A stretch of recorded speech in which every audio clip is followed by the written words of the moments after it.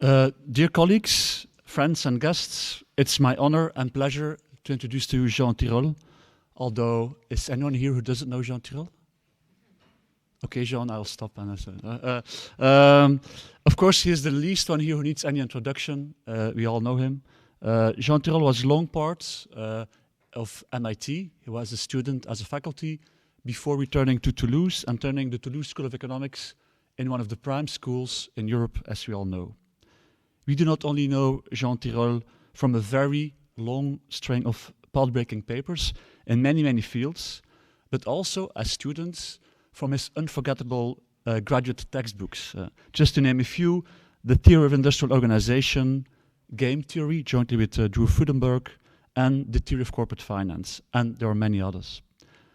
For his seminal work in industrial organization, he was awarded, as we all know, a long-deserved Nobel Prize in 2014. If we think, as economists, about market inefficiencies and regulation, the work of Jean has been enlightening not only to us academics, but also, and most definitely, to policymakers.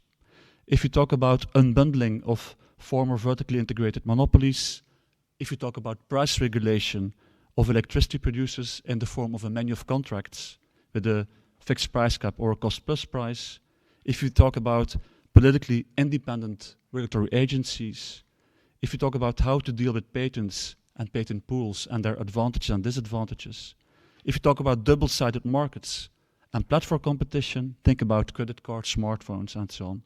In all of these fields, and in many others, psychology, financial markets, financial crisis, Jean has increased our, and certainly mine, understanding. He has guided European policy and in some ways improved our daily lives, for example, by making mobile phones a lot cheaper to all of us. Although you wouldn't claim, I'm sure, that, but I give it you gratefully. He insists that there's no such thing as a one-size-fits-all optimal policy.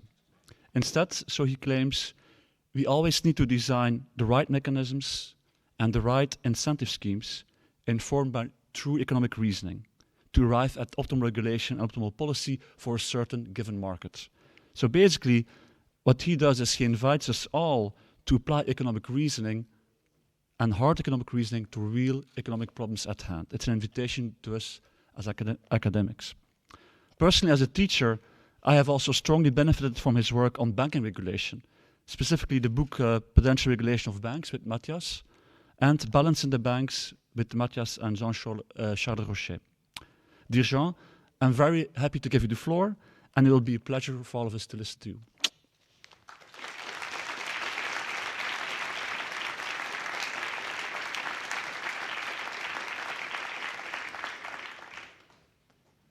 Thank you, Koen, for those very kind words, and thank you for the invitation. I'm very pleased to be here and honored. I don't want to say again, the program committee, the local organization committee, the association, I think they do a wonderful job. I really enjoy actually the sessions I went to. They were extremely good. I'm sure the others as well. So thanks so much for this public good. I think it's very important that you are doing this in Europe and for the sake of Europe. So let me talk a little bit about what I'm going to do. I like to go back and forth between methodology and applied work, and I'm afraid for those of you who don't like theory too much, this is going to be on the methodology side. I'll try to show you that there are actually a number of testable implications and policy implications along the way, but it's going to be very theoretically oriented. The second thing is that it's a pretty long paper I'm going to talk about. If I do only half, it's all right. Actually, I would like to keep some time for questions if you have questions.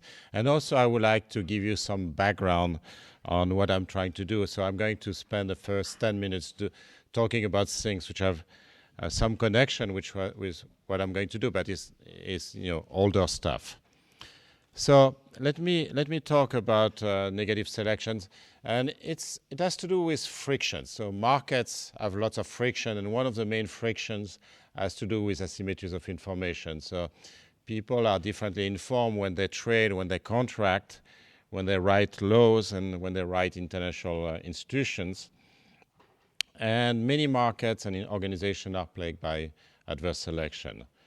So adverse selection is usually negative selection. I will define this term in a few minutes, but I want to start with two undergraduate textbook examples which both study a 0-1 trade. So a very simple trade. I trade with you or I don't trade with you between, say, a buyer and a seller.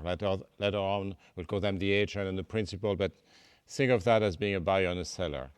In one of your first classes in economics, you start learning about monopoly pricing. So it's an example of price values. The buyer has some valuation that the seller doesn't know, but this valuation doesn't directly affect the seller. It's just a price value thing. And the seller is going to maximize, say, profit. The profit will be something like the margin, the markup between price and marginal cost. And then there will be a downward sloping demand function, where the demand function comes from the fact that people have different valuations for the goods. So there are some of you are willing to pay a lot for this lecture. Some of you are not going to be willing to pay a lot, but be reassured, I'm not going to charge for it. But there's a downward sloping demand curve with different valuations. And that's one of the first classes in economics, and you learn that the price cost margin, the Lerner index, is inversely proportional to the elasticity of demand. Now, the thing I want to emphasize, this is so good, I have two versions of it. So the thing I want to emphasize is that you have an accounting identity, which is actually very important to understand adverse selection issues. Simply by accounting, social surplus is equal to profit plus consumer net surplus. Okay? So you can rewrite profit as social surplus minus the consumer net surplus. And even in this very simple, basic example, you capture the trade-off between what's called allocative efficiency. Do you maximize social surplus? And rent extraction, which is the concern of the monopolists not to leave big rents to the consumer, try to capture the rent of the consumers. So allocative efficiency obtains when you have, as you know, when you have price equal marginal cost, so when the price is very low, because there is a widespread diffusion of the good. But rent extraction has a reverse property. So if you don't want to deliver rent to consumers, you charge a very high price. I mean, if you charge infinity, consumers will never consume, and nobody will have a rent from having a high valuation. But if you charge a low price, the high valuation people get a big rent. Okay? And you already, in this basic monopoly example that you all know, you already have this basic conflict between allocative efficiency and rent extraction. So let me develop that a little bit more. Let's think about the demand curve as having unique demands, coming from unique demands. Simply, people have different valuations for the good. We'll call the valuation or the willingness to pay theta. So people have different thetas, and there is a distribution f of theta over valuation. So the demand curve, if you have a mass one of consumers, is just what's called the survival function. Survival function actually in a static framework doesn't mean anything. It's going to mean something soon, because we are going to talk about dynamics. So the demand curve is a set of people who have a valuation theta which is greater than the price. So they're willing to pay the price. So the demand curve is 1 minus f of p.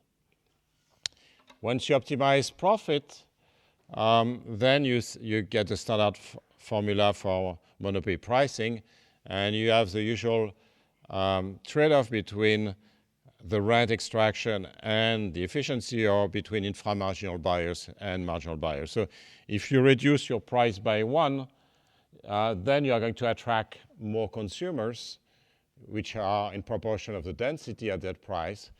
And you are going to make a markup P minus C on those consumers.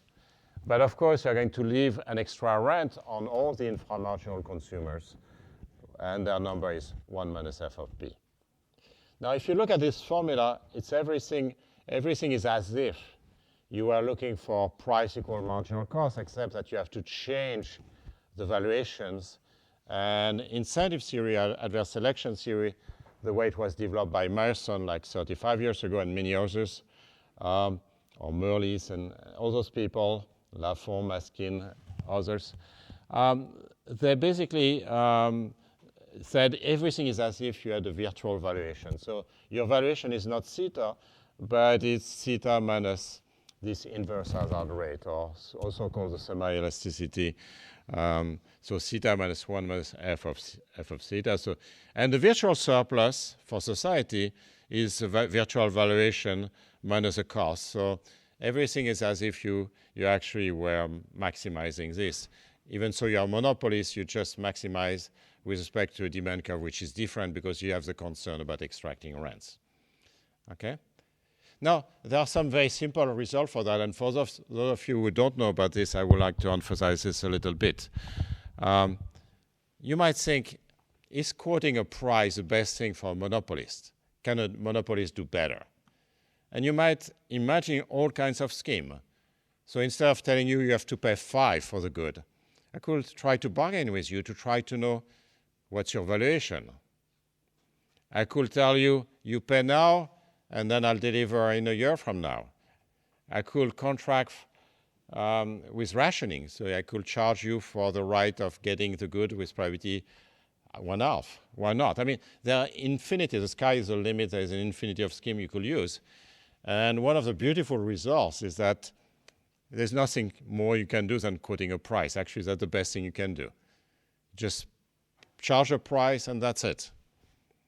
Now, this has very powerful implication. I mean, you know, you should go for simplicity. So if you think about pollution control and you don't have any information about how much it costs a firm to reduce the cost of pollution, just charge a carbon price, period. There's nothing more you can do. Actually, that's the most efficient thing you can do. If you want to protect employment, use a layoff tax. I mean, do it in a subtle way, and economists have written on that. But you know, the basic point is simple. Use a layoff tax. Don't try to use command and control. Do that. And so on and so forth. So it's actually a very simple result. The second model you have learned as an undergrad, I take it, is Akerlof's model, Lemon's model. So there you have to switch buyer and seller.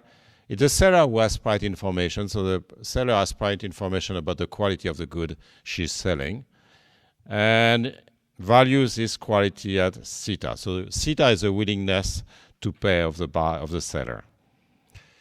The competitive buyers are willing to pay for this good, and they have a valuation which is actually greater. Let's call VB of theta, which is greater than theta, so there are gains from trade. And importantly, depends on quality. So it's VB of theta is an increasing function of theta. Now, in this model, low theta, and you have to switch sign, right? Low theta is actually a high willingness to trade. If you have a lemon, you want to sell it. So the willingness to accept is actually high in that sense. So if you have a low theta, you're a lemon and you want to trade. Now, in the lemons market, just like in the monopoly market, the other side doesn't observe the price information. So the buyers who don't observe theta, they just have a prior f of theta over theta. And then the constrained welfare optimum allocation is actually can be viewed as a social planner setting, actually not the lowest, but it's the highest. There's a typo here. It's the highest price because there might be multiple equilibrium prices, but whatever, such that the market clears. So basically the only thing you can do is to charge a price which is equal to expected willingness to pay of the buyer, conditional on the seller being willing to sell at this price, conditional on theta being lower than the price. And this very simple idea of Akerlof has many important, I quoted a few in finance, but if you want to think about freezing of markets in 2008 and the way the government might jumpstart the markets again, and also you need to have this model, an extension of this model. I mean, this is the way to go. Okay? And you have a huge literature, and I put some of that. It's huge literature on more complex trade in the monopoly pricing model, and also in the Lemon's model of Akerlof. It's a 0-1 trade, but in general, the trade might be much more complicated. You can have complicated contracts, and that has been applied to almost everything, including in psychology, where you are basically trying to constrain your future selves. Whatever you want, it's a very rich theory. Now, that's not what I'm going to talk about, but it's going to be very useful to have this as a background. Now, relationships are not one shot usually, for two reasons. The first is that trade can be delayed. So let's assume I'm selling you one good. So it's a one-shot transaction. I'm offering you a price, and you say, Jean, sorry, I'm not interested. It's too expensive. Then I'm going to come back to you. Oh, okay. I'm going to offer you a better price then. Okay? And then you see there's already some dynamic of bargaining. Okay? The trade can also be repeated. So most of the relationship, like regulatory relationship or personal relationship or whatever, rental relationships are repeated over time. So there is another element of dynamics there. So how do you think about adverse selection in such an environment? And one of the things is, do you want to assume commitment or non-commitment? Okay? And commitment requires a lot of things, actually. There are three things, more than two, actually. One is a credible pledge not to make new offers. So if I would like to make you an offer. Look, you have to pay 5. And if you don't pay 5, that's it. I'm never going to make you any better offer. Actually, that would be the optimal thing for me, to commit just never to lower the price, to force you to buy now at this price of 5. That's one thing. But then, if we are in the second case, if you have a repeated relationship, then it must be the case that the contract we agree upon is actually enforceable by a court, or by reputation, or by something. And finally, even if it's enforceable, it might still be the case that we might want to renegotiate to our mutual advantage. So you and I might agree, and I could discuss that at length. And there's a huge literature, actually, which was started by Matthias de Wattrepo on that. On even so, the contract is enforceable, you and I might agree to renegotiate it later on. So let me just say a few words also for those of you who don't know about this literature, and I'm sure it's many of you don't know this literature too well. The first big area of research has to do with, let's assume, commitment, but there are some dynamics, and the dynamics are driven by the fact that tastes change over time. So that's, so you have time periods, 0, 1, 2, t, where t is finite or infinite, and for example, the agent's type in the relationship may change over time. So you might have an opportunity cost of working for this firm which changes over time.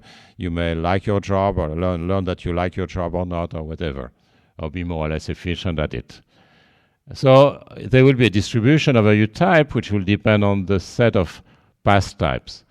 So usually it's going to depend on the type at t-1, but it could depend on the whole sequence of past types. So theta upper t-1 is the whole sequence of types up to t, okay? And you learn your type privately at dt, okay? And there's huge literature on that. Some of it is cited here. It's very lively literature. And the two uninteresting cases are very simple. The case where there is no correlation, in which case the optimal contract with commitment is just to say, you pay the monopoly price at date 0 if you want to consume at date 0, and then I'll sell you the firm in the sense that you pay a fixed fee and then you'll get the right to consume at marginal cost forever. If you have perfect correlation, things are even simpler, actually. It's very easy to check that what you want to do is to set a single price forever, which is a monopoly price. Whatever, I'm not going to talk about this, but I want you to be aware there's a huge and burgeoning literature on that. The big literature, more in industrial organization, has to do with bargaining on durable good models. So there was a famous article in 1972 by Ronald Coase, who has a very big insight, which is the insight of negative selection. I mean, this is not how he called it, but this is the insight of negative selection. So the story is very simple. I'm saying here you have this wonderful good, and I charge you 5 for that. And I don't know whether you are willing to pay 2, 3, 10, 12. I don't know how much you are willing to pay. So I charge you 5, which might be the monopoly price, for example. Okay? And then you say, Jean, no, I'm not buying it. So now next year I come back to you and I say, okay, you were not ready to buy it. I understood. You actually were not willing to pay a lot for that. So I charge you 3. Okay? And then you take it or you don't take it. Then maybe tomorrow I will charge you 2 and I will go down the demand curve, right? Until we find a deal. But of course, if I don't have a commitment to 5, you are going to anticipate I'm going to do that and you are going to wait to get a lower price. That's called bargaining. Okay? You are going to wait for a lower price. So as long as there is no deal yet, the seller should make lower and lower offers over time, moving down the demand curve. So far, Ronald Coase was just putting words on something which we live every day, we go through every day, right? Anyone who has done any bargaining for a good or for a contract or whatever knows that. His insight actually that the monopoly power of monopolies actually might be extremely limited. And he has this conjecture, it's called a conjecture because it was proved only in the 80s, but he had this conjecture that if you had very frequent offers, so if I can offer you, I tell you 5, and then, oh no, I can make you an offer 5 minutes later, oh no, 4.9, and then, 4.8, and so on, then actually I'm going to end up charging my marginal cost, which is 0. So I'm selling you this, my marginal cost of this is 0, and that's going, in the end, you are going to get something extremely competitive with something very close to marginal cost. And that was a pretty impressive insight. But basically, the idea is that you go down the demand curve and you lose some of your monopoly power by doing that. Now there is a counterpart on the lemons market of common values, where basically, say I'm offering you this. You don't know the quality of the good I'm selling you, and you are competitive buyers. And I offer it to you at 2, or you offer a price. You compete for my good. You offer me 2, and I say no. Okay, and then you learn that the quality of my good actually might be higher than that because I say no. I want to keep it. And then you offer 3, and then so on. I mean, you get exactly the same dynamics, but they are dynamics of negative selection, basically. So the people who trade early are the people who are most eager to trade. I mean, that's the definition. Negative selection means that people who trade early and get to an agreement early are the people who are most willing to trade.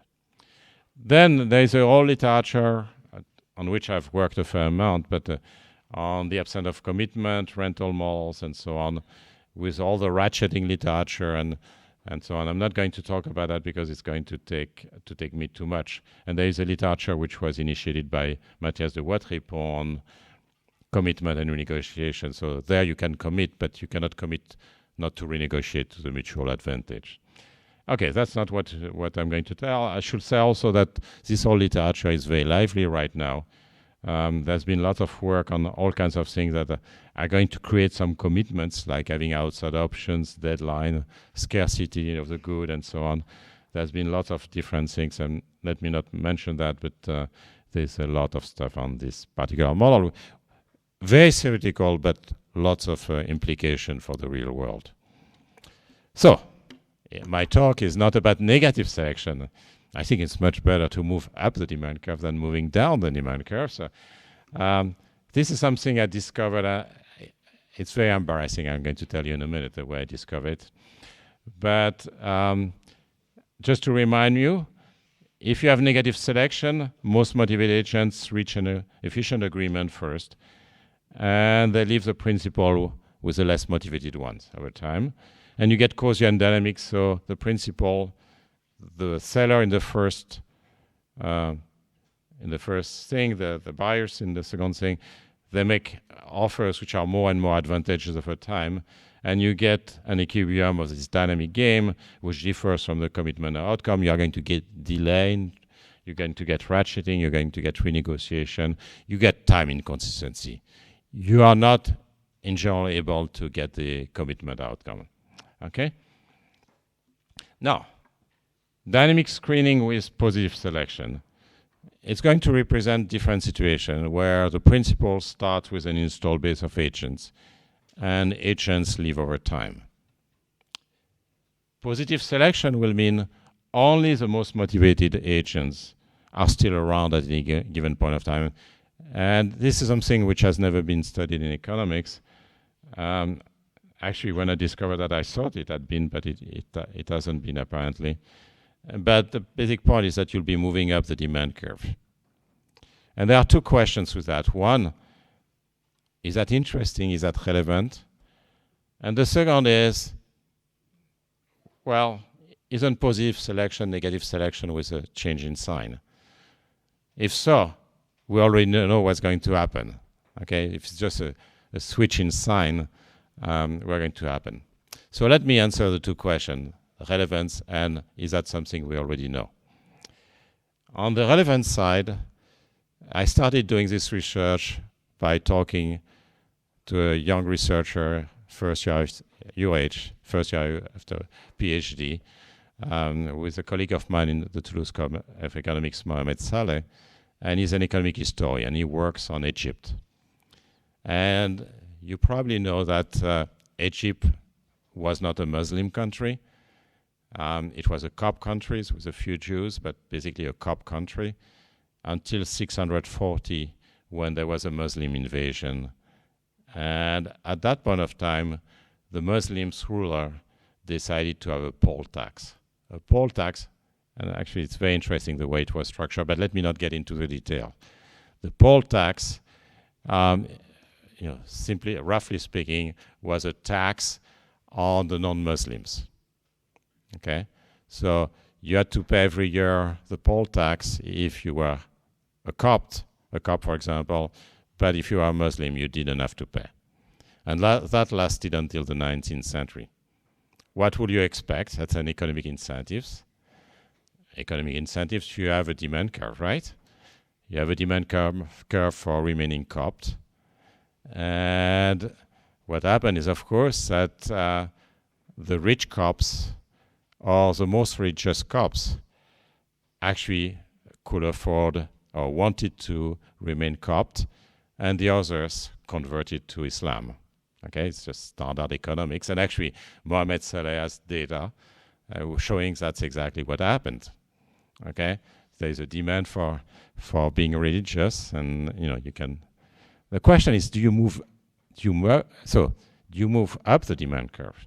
Okay, so Mohamed Saleh has data, and he shows that actually most of the conversions happen early on in the process. And then when he told me that, I had a typical stupid theorist reaction, saying that his data could not be right because they contradicted the theory. So I told him, look, the Muslim rulers, they should actually have increased the poll tax over time because they were left with the rich Copts, and the most richest Copts were willing to pay, yet positive selection. Those were the people who were willing to pay a lot for remaining Copt. So Mohamed looked at me and said, oh, well, I didn't have the Nobel Prize at the time, so but still, he was being a senior researcher in his institution. He was very polite. And then I went back home. I said, "My goodness, am I stupid?" And the answer is, it's not just a change in sign, okay? Because I was brainwashed by Ronald Coase. I was completely brainwashed by Ronald Coase. So my first instinct was, well, they should have increased the poll tax over time, okay? So let me give you a few examples of positive selection. So I mentioned the conversion game, okay, and with the puzzle, why did Muslims not raise the tax to reflect the increasing average wealth and religiosity of Copts? A very closely related game is the immigration game. So in a number of countries, we observe that some economic or ethnic or religious group may be thrown out directly or indirectly by taxes or hostile non-price policies. I mean, one of the most dramatic example, of course, was the Jews in Europe in the 30s. But you have many other examples you can think of. Some are dramatic, some are less dramatic, where you immigrate because you don't get the conditions you want in your country. Okay, and that's very similar in spirit. The immigration comes back to is similar to basically converting. Okay, because you get out of the tax base in that case. By the way, I'm going to assume in what follows, I'm going to assume absorbing exit. So in the first case, it's pretty simple. I mean, if you convert to Islam, that's it. Okay, for you, for your children and your grandchildren, apostasy will make sure there is absorbing exit. Now, immigration game, you might say, yeah, maybe there's might come back later on. Also, many don't come back for good reasons.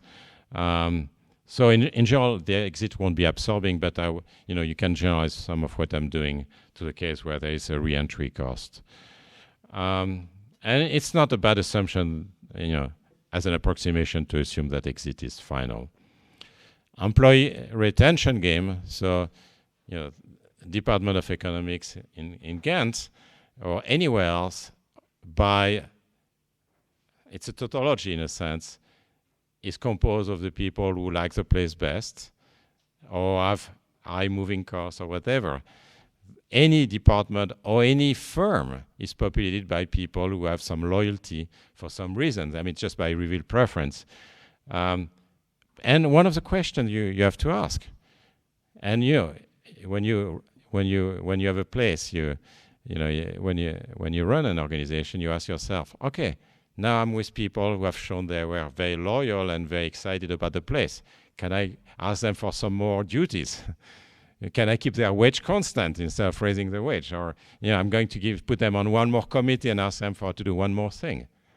It's just like basically changing the price. Another example is the technology disadoption game. So imagine that you're a dominant software platform. So you dominate and you have lots of customers, and then there is entry by another software platform, a new one, and then people are going to leave over time. But the people who are still with you at any point of time will be the people who are the most attached to your technology or who have the highest switching costs or something like that. Drug pricing with generics, I mean, it's more complicated because you have lots of regulation there I'm not going to get into. And then there are lots of social applications too, like D-ads. By definition, your friend, your partner, whatever, are the people who have shown they care most about you, right? So why don't you exploit them a little bit more, right? It's exactly the same thing. No, but that's why don't you take them for granted? Okay, don't quote me on that, please.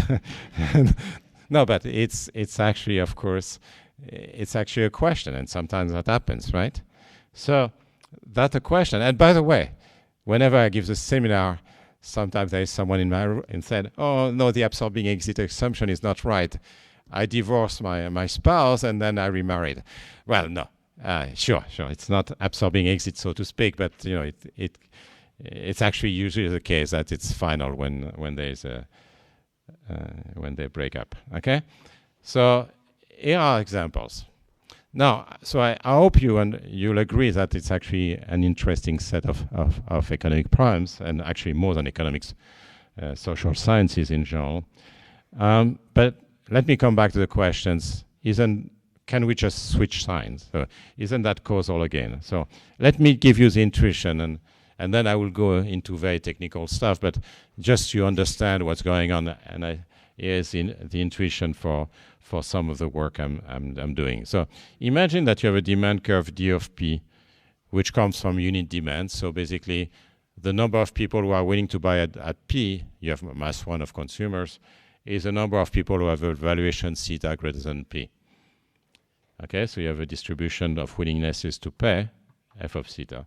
And imagine that for some reason, we don't know why, it has been truncated at theta 0, some cutoff.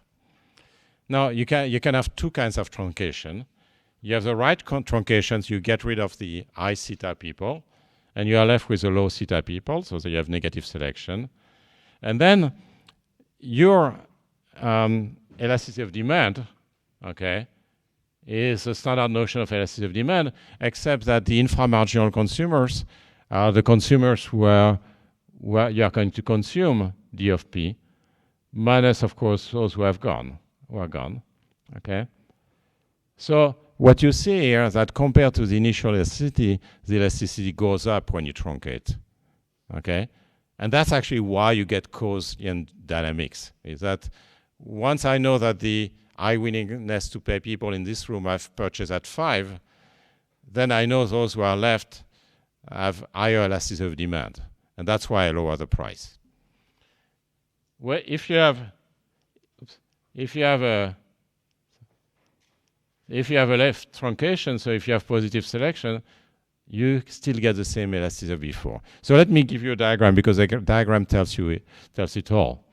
So the first on the top is the Coasian stuff. So you start with an initial demand curve like this. Okay, I drew it linear here. And then you truncate. So you assume that the high valuation people are gone. They have purchased a good, for example. They are gone. Then you are left with the low valuation people. So your new demand curve is a truncated demand curve, which is like this. Okay, that's thick line demand curve. Now, imagine that you charge a price P, which is low enough so that D of P is greater than D0. So you actually sell a positive quantity. Okay? So at the margin, when you vary P, you are going to get a response which is proportional to the density, small f of P.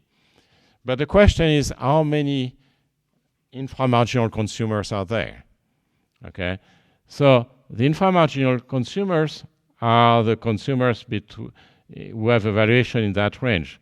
So there's a fraction D of P minus D0 of them, okay, which is much smaller than the initial fraction, the set of inframarginal consumers before you truncate, because before it was D of P. So that means that you have many fewer inframarginal consumers, so that means that you are less reluctant to cut price, which means that you are going to charge lower prices.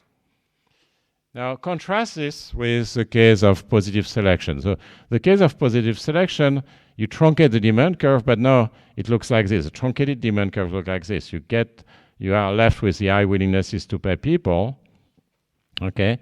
And if you charge a price P such that you get demand D of P here, so again, marginally it doesn't change anything, but the inframarginal consumer are still the same as before.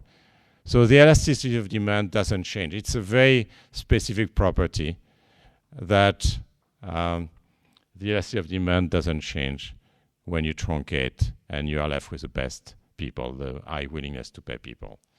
And that means the dynamics are going to be completely different. Okay? Now, this is embarrassing too, because it turns out that I'd been using this property in a completely different setup with Jean-Jacques Lafont in a paper in 1987. I had forgotten. So that's very embarrassing, but anyway. So let me give you an example, a toy example. So imagine that you have a monopoly with a constant demand, and you just have 2 periods. Just an example. Monopoly producer, 0 marginal cost.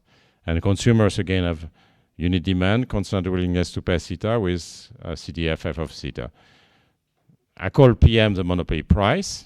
PM minus C is equal to the sum elasticity of demand. And we know that the commitment outcome, and that results from results known for 30 years that I mentioned earlier, is that you want to commit to a price P0 equals P1 equals PM. You want to commit to a constant price. Okay, and you want to commit not to lower the price. So here it's just a rental thing, so it's a repeated relationship. So in each period, I charge you something for the relationship with me. Okay? So I will charge you this. Now, notice that you don't need to talk about exit constraint here. The fact that people who have exited there are no longer there doesn't play a role because you just don't care. You'll get people who have willingness to pay greater than the monopoly price in both periods. So the exit constraint, the fact that those who exit cannot come back, doesn't matter. Let me just imagine now there is no commitment. And let me assume that I charge you PM in the first period 0. Now, if you have a willingness to pay greater than P0, you have a dominant strategy to consume because you get a surplus today and you can always quit tomorrow if you want. But the question is whether you have type below P0 who are willing to accept. They get a negative surplus at date 0, but they might want to stay around because there is an option value of consuming at date 1. So, you say, I'm not happy with my product, with this firm, with my employer, with my partner, etc. I may still stay around because there is an option value for tomorrow. Okay, but if the consumer expects that the price will remain the same, i.e. the monopoly price tomorrow, then those types which have a willingness to pay theta less than P0, which is PM, don't consume at date 0. And then the demand curve at date 1 will be D of P equals 1 of F of P for P greater than PM. And then the optimal price, you can check, is just the monopoly price. So it's a self-fulfilling prophecy. You actually want to charge. You just get this equilibrium in which you get the same outcome as with commitment. So basically in this example, you get one equilibrium which is going to deliver the commitment outcome, even so you are unable to commit. And that raises a lot of questions in the story example. The first is how general is the existence of one equilibrium that yields a commitment outcome. So that you can call weak time consistency. So you don't need commitment. There is one equilibrium which delivers a commitment outcome. You have strong time consistency. So do all equilibria yield a commitment payoff? And then there is a characterization of equilibria in general. Basically, I'm going to tell you that we answer yes to those two questions under weak assumptions. And then you can characterize equilibria when the environment evolves over time. What happens if you don't have absorbing exit? You can re-enter but at a cost. If you have inflows of new agents and so on and so forth, there are lots of questions you can raise. Okay. So let me. How much time do you have?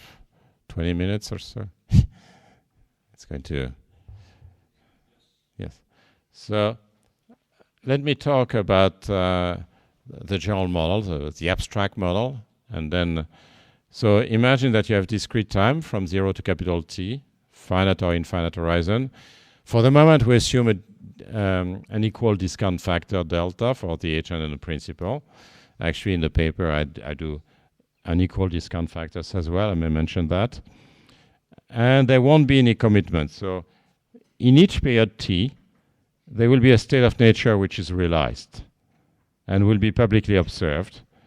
So that's a state of nature which may make the relationship more or less attractive over time. So for example, the willingness to pay of the consumers might go up or might go down because there is new entry of a competitor.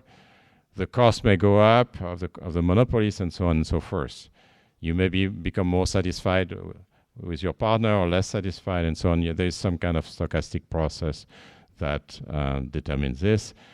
There is some distribution for the following. So let's call ST the sequence of shocks up to date T included, and then there is a stochastic process. Once the state of nature is realized, the principal is going to offer a contract for that period. The contract might be a simple contract, say a price. I'll call that a price of a game. Or more generally, it could be a mechanism design. So you might say, announce me a message, for those of you who know about mechanism design, announce me a message, M, in some message space, and then you'll have a payment PT of M, and then you'll get a probability of staying with me, which is XT of M. Actually, things are very simple, much simpler than it looks, which is that you can show that actually you can restrict yourself to mechanisms in which you consume or you don't consume. And then the agent accepts the offer or not. If he accepts the offer, then he consumes for that period and will still be around tomorrow. If he doesn't accept, then there's a divorce and you never come back for the moment. Okay, that's the end of the relationship. Okay, the agent has price information about theta, so there is some kind of information about price versus or common values actually, which is distributed on some theta lower bar, theta upper bar. I'm going to assume to be quite general that the agent's T gross surplus depends on the type theta.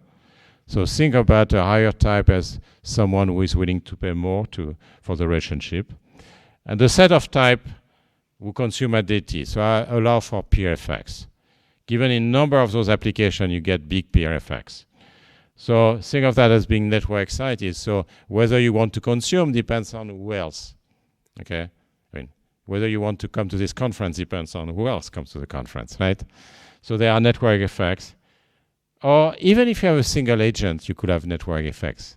So because you have social and self-image concern.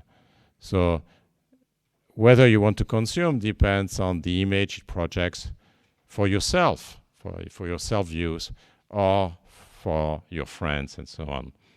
So they are social or self-image. And the set is going to be a very simple set because I'm going to assume that the surplus at each period is growing in theta. So at each point of time, the set will be the thetas which are greater than some cutoff. That's why you have positive selection. You basically have the types which are above some cutoff. And the surplus will depend on the pair of relevant state ST, of course. So that's what I was saying. You have what's called technically a scheming property. So the people who are still around at dt will always be a set of theta which is greater than some cutoff. The cutoff will be endogenous and will depend on all the past relationship moves, but it will be a cutoff. And that simplifies. And that capture positive selection, right? You end up with a high theta people, the people who value the relationship the most. Okay? Now the preferences, again, I want to be totally general.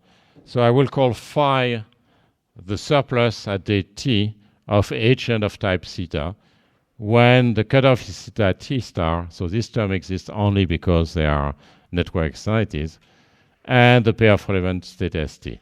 And then there is a payment which is positive or negative. Of course, if it's a wage, it will be negative, but you have a payment from the agent to the principal.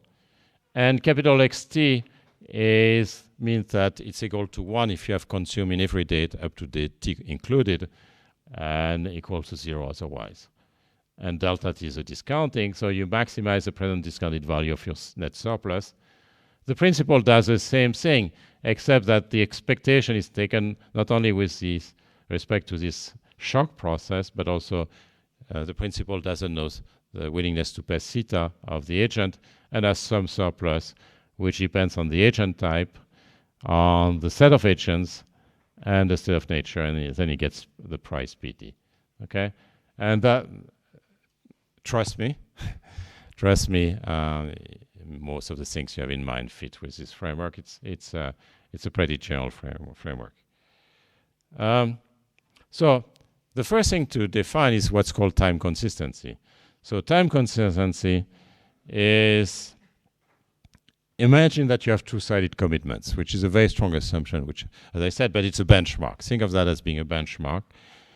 And under commitment, you can use what's called a direct revelation principle. So you can basically say, tell me what your type, I can tell you, tell me what your type is.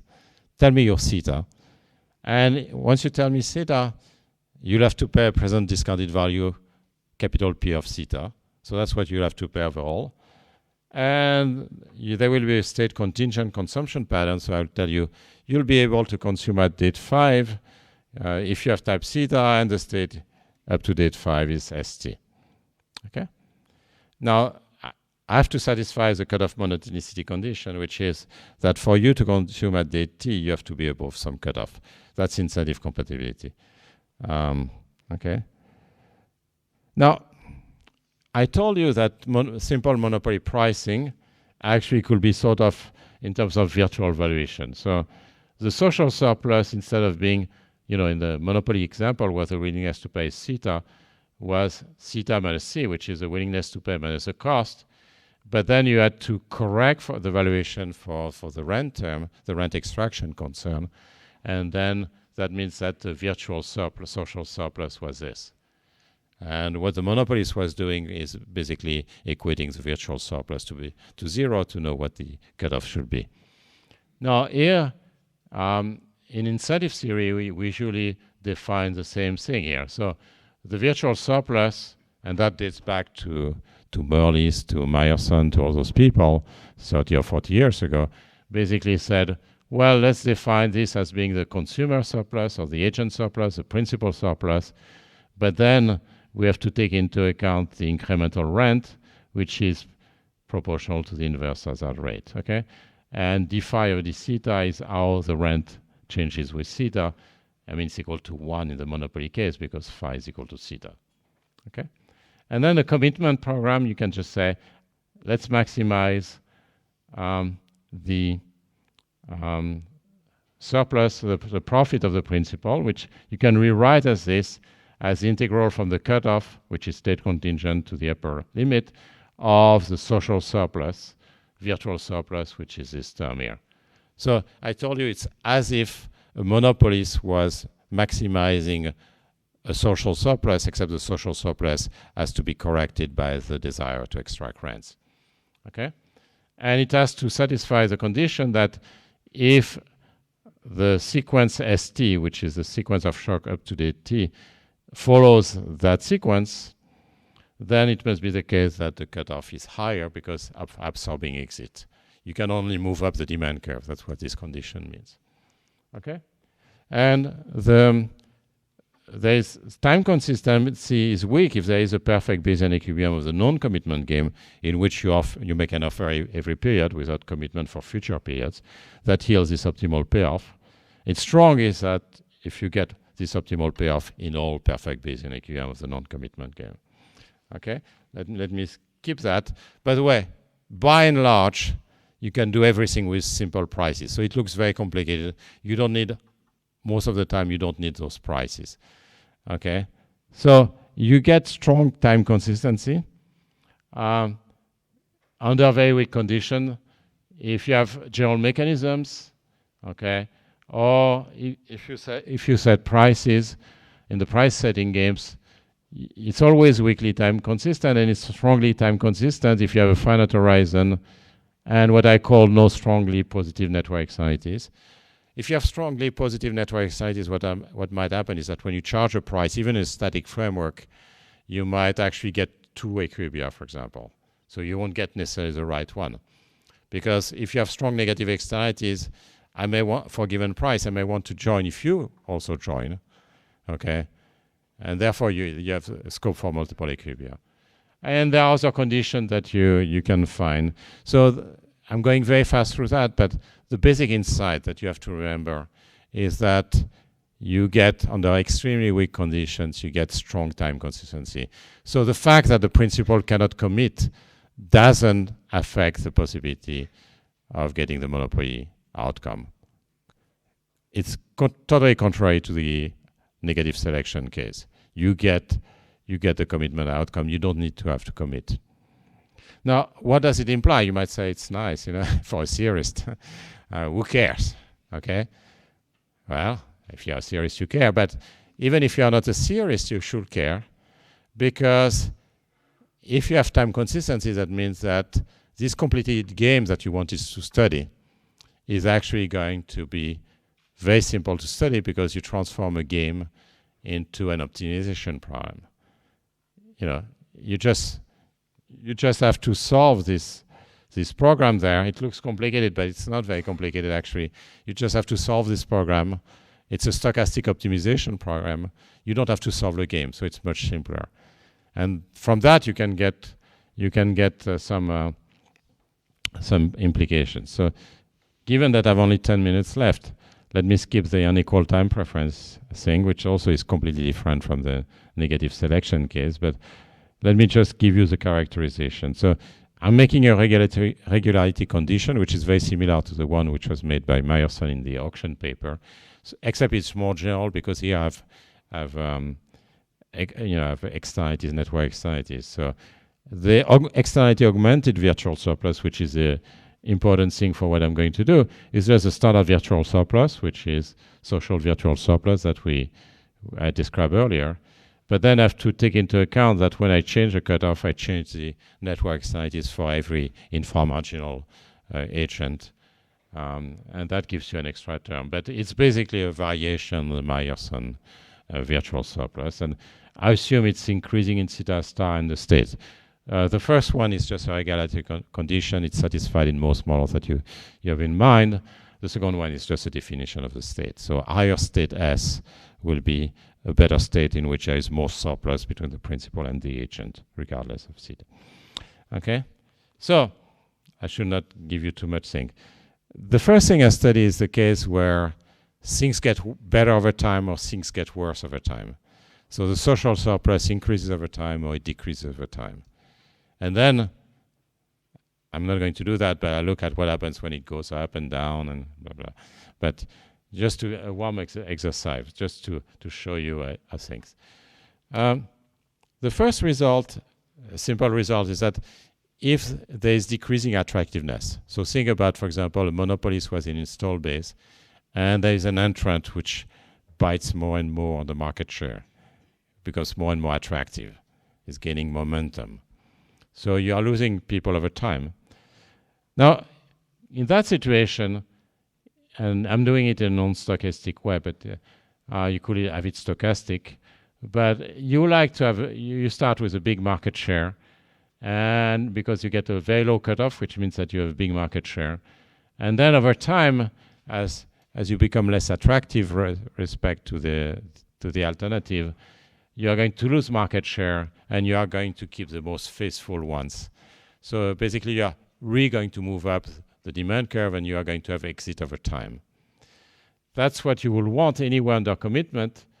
And the absorbing exit condition is not going to impose any constraint, because you are going to basically, at date 0, you'll be left with those, at date 1, you'll be left with those, and so on. So you're just going to move up the demand curve, and there is no issue of monotonicity. Contrast this with increasing attractiveness. Imagine the relationship gets more attractive over time. There's more and more surplus which is generated between the principal and the agent. And what you would like to do in that case, if you could, would be to start with a small install base, because you're not very attractive at the start, or it's very costly, for example. I mean, imagine, for example, that your cost by doing is going down over time, for example. Then the relationship becomes more attractive over time. So you like this install base at date 0, a bigger install base at date 1, and an even bigger install base at date t. But that's not possible, because those who are gone at date 0, they don't come back. It's not doable. So the only thing you can do, it's very easy to check, is actually to have a constant cutoff. So you basically invest in a relationship, you lose money at date 0 to make more money later on. Okay, that's what you do. And the prediction then is that you are going to get more and more goodwill over time. I'm sorry, no. You're going to get all exit at date 0. I'm sorry, you get all exit initially and no exit later on. So it's a testable prediction. So let me tell you, since I have very little time, I just want to give you a flavor of what I'm trying to do. Then, because the optimal solution is time consistent, you can just solve for the commitment prime to know what's going to happen in the game. There you can get testable implications. So here's two simple cases in which you have decreasing attractiveness, where you get exit over time. Increasing attractiveness, all exit will happen at date 0. Then you can look at what happens if it's not monotonic. You can look at what happens if it's IID, for example, if you have IID shocks. Okay, and you can make prediction on the volume of exit, on the conditional volume, on many moments of the volume of exit, and so on. It becomes very simple. You just optimize a program. You're not trying to. Okay, so that's one of the things you can do. Let me just tell you about number of extensions too. The nice thing about positive selection is that you are going to end up with often simple solution, even if there is time inconsistency. So For example, if you want to make sense of what happened in Egypt in the 7th century, 8th century, 9th century, what you have to do is that you have to take into account that the principle changed over time. You had Muslim rulers who were very tolerant. There were Muslim rulers who really put a high value on conversion. They didn't want people to remain Copts. That's going to change their policy over time. But then you don't get time consistency because it's not one principle with the same taste over time. It's a principle whose taste changes over time. So there, it's a little bit different because now you have to consider the game. You cannot just solve for for an optimal program. So what I do here is imagine that theta is permanent, but the surplus function in a given period of the principle depends on theta, the cutoff, the state of nature, and gamma t, which is the preference of the principle at date t. And then at date tau, later on, I'm sorry, this should be a tau here, but basically you keep your, so when you have a principle at date t, your preferences are preferences that are still around at date tau, even so at date tau that might be another principle. So you won't get time consistency in that case, but you can still characterize the outcome of the game very easily. Actually, in this simple case where you get a constant state, so you get a stationary environment, then you can show that the cutoff is a cutoff which is determined by the least eager principle so far. So if you think about Egypt again, you look at who was the most religious ruler, and that will give you the cutoff so far, because he is the one who has eliminated the highest number of Copts, right? That's basically for the most conversion. And therefore, if you want to know exactly the population of Copts in Egypt at any given point of time, you have to look at who was the most religious ruler before. If you have no shocks. If you have shocks, you can still do the same and so on. Something you can do is go back to Cournot, 1838. Okay? Cournot, you remember, had two contributions. I love French engineer economists. Cournot and Dupuy, they were great people. So Cournot, you all know the Cournot quantity competition thing. But you also probably know that he had this wonderful contribution at the end in which he looked at the pricing with different, with complementary products, which actually is the basis for much of the patent pool stuff, which is a very practical implication of it. So if you and I are selling complements, then we charge prices which are too high from the point of view not only of the consumers, but also from the point of view of you and me. Because when I charge a higher price, I reduce demand for your product, but of course I don't internalize this thing. So Cournot, 1838, had figured out many things already. And by the way, it has to do with rent extraction again. I charge a high price because I try to extract rent from the consumers, but in doing so, I not only extract rent from the consumers, but I hurt you if you are another principle. So you can do same thing. It's called the tragedy of the commons. It has many names in the literature. I mean, tragedy of the commons is for those of you who are interested in the environment, whatever. It's always the same story. But the basic point is that you get in a dynamic framework exactly what you get in the static framework. It has been done many times in a static framework, is that everything is as if you were trying to extract the rent n times. So it's an nth marginalization. And you can fully characterize the equilibrium of the game between n principle and one agent. So imagine, just to tell you why it's important, in general, the retention policy of a firm doesn't depend on one person. It depends on many persons, right? Whether you want to stay somewhere will depend on, not only, the chairman and the dean and, but depend on your colleagues, will depend on, whoever. So it's an environment. So there are multiple principles who are going to basically pay a price broadly speaking, to try to keep you. But of course, there will be free riding in that. It's tragedy of the common. We see people departing because nobody is being nice to this person. They all would like to keep that person, but there is free riding. Nobody is willing to pay the price to keep the person, right? Well, you get Cournot again in 1838 that figured that out. And you can completely solve the dynamic game, even so it's not time consistent. You can show it there's no time consistency in that case. So far so good. So let me talk. Let me conclude. I've spoken for too long, but if you have a couple of questions, I would like to leave time for questions. I also realize that I'm the last obstacle before the party. So I'm sure you don't want to stay too long. So the Meyerson set us with one thing that you might want to do, and which I've made little progress, is also to have the case of partnerships. So imagine that you have one principle, but you have a partnership of agents, and say 2 agents, and if one of the agents quits, then the other has to quit as well. Okay? How do you deal with that? It's actually very interesting, the dynamics of Meyerson set us with partnership. Competition among principles. So I've assumed the outside option, implicitly assume that the outside options are exogenous. But of course, you might have several principles competing and basically defining through their pricing the outside options. I've assumed that you have exogenous exit and re-entry cost. I mean, actually, the re-entry cost was infinite in most of the model. I have some characterization for finite re-entry cost, which have the same flavor. But in principle, we know that you can endogenize. You can increase the exit cost, or you can increase the re-entry cost, and all those things. Some extension, I think, is very important. And what made me think about that is a paper which was written actually here in Belgium over 20 years ago by Mathias de Watripon and Gerard Rolland.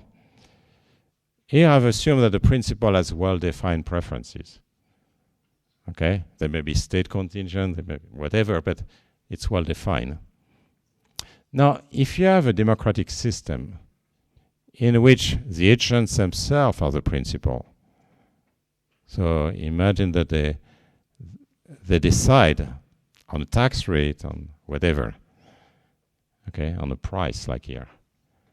Then the preferences of a principle is basically defined, say, for example, by the median preferences of the agents. But the median preferences of the agent is determined by who is around. I mean, think again about the Department of Economics. Let's assume it's a median voter in the department who decides. Okay? Or whatever decision process you want to think of. But of course, the principle for the decisions, who to hire and so on, will depend on who's still around. So there, the preferences of the principle is actually endogenous because it depends on the set of agents, theta star T of the model, right? So there, it's actually much more complicated, but also very interesting to study, because you have to think, if I stay around, where is going to be the power in the organization tomorrow, right? Yeah, that's what we have to think about every day, of course.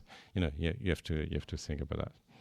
So all of that to say, well, there is a lot more work to be done, and young, and have lots of ideas, and I count on you to develop this. I think the nice thing about, I've spent many years working on negative selection, and the nice thing about positive selection is not only that it has lots of application, and there is a lot of empirical work to be done on that, by the way. It's huge amount of empirical work. There is none done on that. It's also that you can actually, on the theoretical side, actually solve it in a relatively simple way, at least in a number of environments. So that's what I wanted to say today, and thank you very much, and I would like to have questions if you want. Yeah.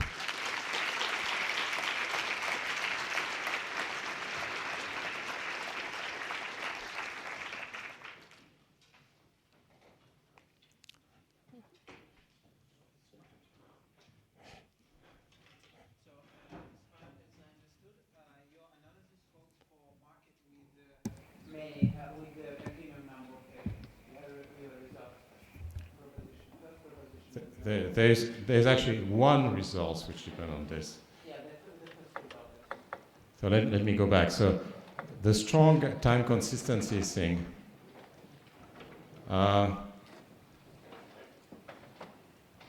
here. So in that case, that particular case is strongly time consistent in the mechanism of first game with a continuum of agents. Oh, that's pretty. This part is pretty technical. That's why I skipped over it. But the idea is that when you have strongly positive network externalities, and you just propose a price, as I say, you can have multiple equilibria in that case. If you have multiple equilibria, you're not sure of what you're going to implement, even if you offer the right price, because it might switch. I don't remember if, do I have, I don't know, I click on this, well, whatever. But the way you can avoid that, if there are multiple, if there's a continuum of agents, you can say, well, you know, if there is less demand than I want, then I pay a big surplus to the ones who buy. So then everybody comes, and if there is more demand than I want, then I organize an auction, and the losers will have to pay epsilon anyway. And that's basically going to make sure that you'll get exactly the right number you want. It's a bit technical, and doesn't work if you have only one agent. So that's the only point in the paper in which there is difference between a continuum of agents and a single agent. Is that for this particular reason, for this particular thing, you need a continuum of agents. But look, I mean, if you don't like a continuum of agents anyway, the other conditions are pretty weak. So it's pretty safe to say that, you know, you're going to end up with time consistency, strong time. You always end up with weak time consistency, but even strong time consistency is pretty weak. Okay, thank you. Now the first question has been asked now. Yes. Can you? Sorry. Does it also work for marginal costs that are zero or negative, in the sense that if you set up a website and you have users, then actually if you have extra users, it doesn't really cost more for a seller? Or even if you write software, it might even be negative costs because they do their own support. You don't have to, negative markup. And in that case, how does the dynamics go with the price setting to get more, let's say, more users in the beginning, and then does the price end up because then you have more users willing to come, etc.? And first, yes, it works even if the marginal cost is zero. To get negative marginal cost, in general, you need two-sided markets, right? And we have seen that there are negative marginal cost. I was talking about negative prices, I'm sorry, but it's related. Negative cost, yeah, because you can basically get more money on the other side, for example, if you have two-sided markets. Why not? And then the question becomes, how do you attract those people? And you can do negative prices. Now, how many of you are paying negative prices for something you like? Well, actually, most of you. If you have a credit card in your pocket and you get frequent flyer miles, or if you get cashback bonuses, you are being paid while you are liking it, right? That's because, of course, there is someone paying on the other side. And more generally, you can subsidize people, even so they might, many of them might want to do it for free anyway, just because you want to get a bigger market share. So that will work just the same. I would have to check because here it's a rough formulation. There's only one market. It's a rough formulation. There are network externalities, so that captures some of the two-sided market stuff. But I don't see any difficulty in getting this. That's a good question. But